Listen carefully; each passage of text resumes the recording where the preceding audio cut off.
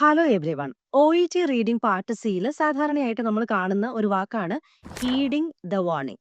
So ഇന്ന് നമ്മൾ പഠിക്കാൻ പോകുന്നത് ഈ വാക്കിന്റെ മീനിങ്ങും എക്സാമ്പിൾസും ആണ്. ഓക്കെ. ഹീഡിംഗ് ദ വാർണിംഗ് പറയുന്നതിന് മുമ്പ് എന്താണ് ഹീഡിംഗ് എന്ന് ഞാൻ പറയാം. ഓക്കെ. ഹീഡിംഗ് എന്ന് പറഞ്ഞു കഴിഞ്ഞാൽ എന്തെങ്കിലും ഒരു കാര്യത്തിന് നോട്ടീസ് ചെയ്യുക, അറ്റൻഷൻ കൊടുക്കുക എന്നൊക്കെ ഒരു മീനിങ് ആണ്. പേയിങ് അറ്റൻഷൻ ടു അല്ലെങ്കിൽ noticing something. Okay.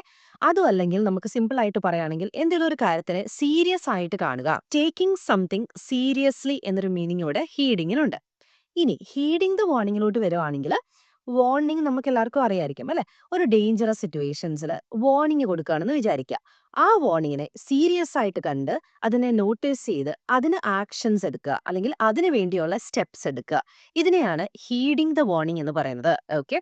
So ഹീഡിംഗ് the warning എന്ന് പറഞ്ഞു കഴിഞ്ഞാൽ എന്തേലും ഒരു കാര്യം ഡേഞ്ചറസ് ആയിട്ടുള്ള സിറ്റുവേഷൻസിലെ വാർണിംഗ് കണക്കിലെടുത്ത് അതിനെ സീരിയസ് ആയിട്ട് കണ്ട് അതിന് അറ്റൻഷൻ കൊടുത്ത് അതിനെ നോട്ടീസ് ചെയ്തിട്ട് നമ്മൾ അതിനു വേണ്ട നെസസറി ആക്ഷൻസ് അല്ലെങ്കിൽ സ്റ്റെപ്സ് എടുക്കുന്നതിനെയാണ് ഹീഡിംഗ് ദ വാർണിംഗ് എന്ന് പറയുന്നത്.